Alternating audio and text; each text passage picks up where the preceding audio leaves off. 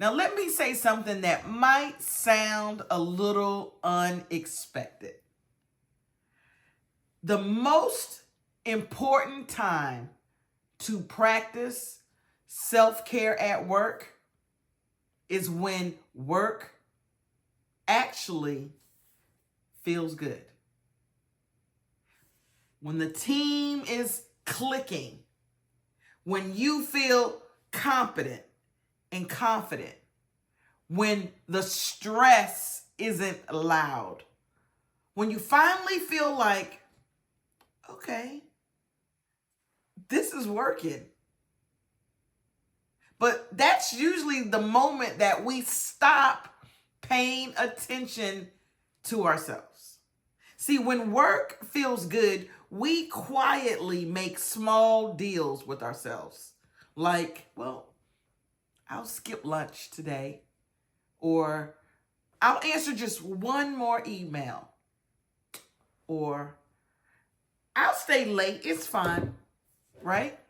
But this pace won't always be like this. And in that moment, none of that feels harmful, right? But the truth is that burnout doesn't usually come from one day. Think about it.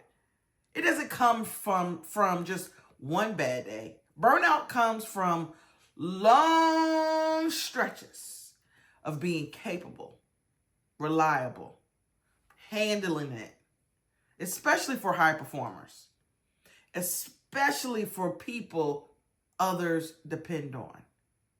See, self-care at work isn't crisis management. And a lot of times we think that. It's crisis management. That's what self-care at work is, but it's not. Self-care at work is maintenance. And you don't wait for your phone battery to hit 0 before you plug it in. Nobody waits until 0. There's nothing left to plug in their phone. When it starts getting low, we plug our phone in. We don't wait until the car breaks down to check our oil. But at work, though, we treat our energy like it's unlimited until suddenly it's not.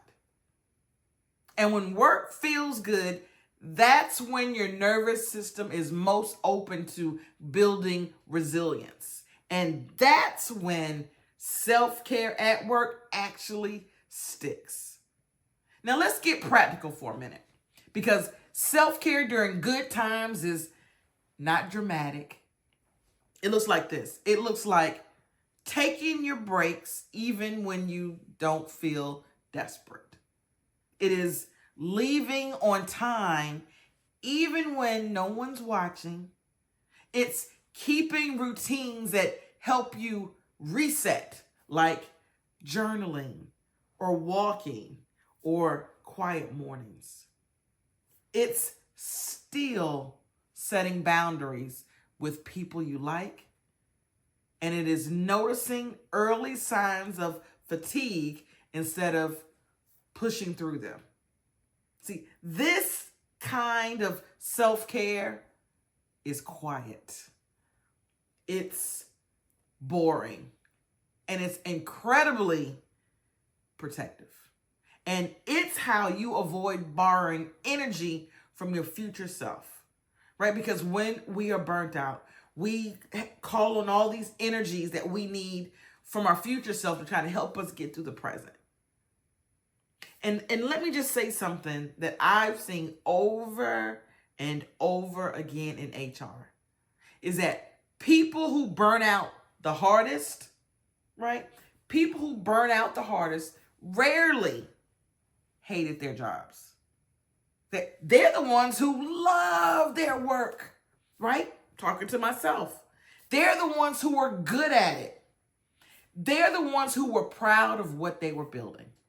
They were the go-to person, the reliable one, the one who never complained. And because of this, things seemed fine and no one checked the cost. Not even them. Self-care isn't about doing less because you don't care. It's not about that. It's about protecting your ability to care without losing yourself. So let's pause for a moment and ask ourselves, what is currently working well in my job? Right? What is currently working well? Then let's ask, what part of me is responsible for that? And then the last question is, what would happen if I stopped protecting that part of myself? See, if your job feels good right now, that's not an accident. It's worth preserving. And I want to give you permission to hear this clearly. You don't need to earn rest by suffering first. You don't need to wait until you're exhausted to slow down.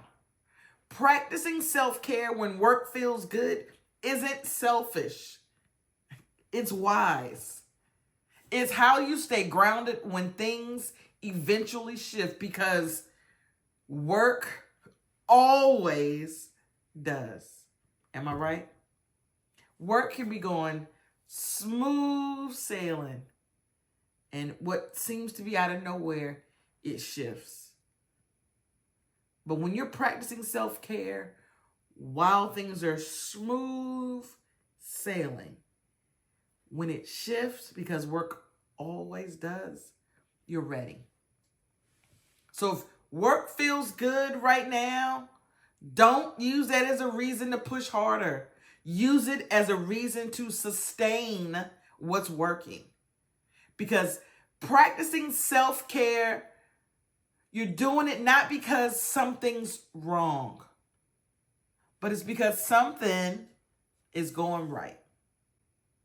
If this resonated with you, drop a heart in the comments. I'd love to hear one small habit that you're protecting this week. Share it with a coworker, like, subscribe, and share my channel. Take care of yourself because your wellness matters. I'm Belinda Harris, and I'll see you on the next video.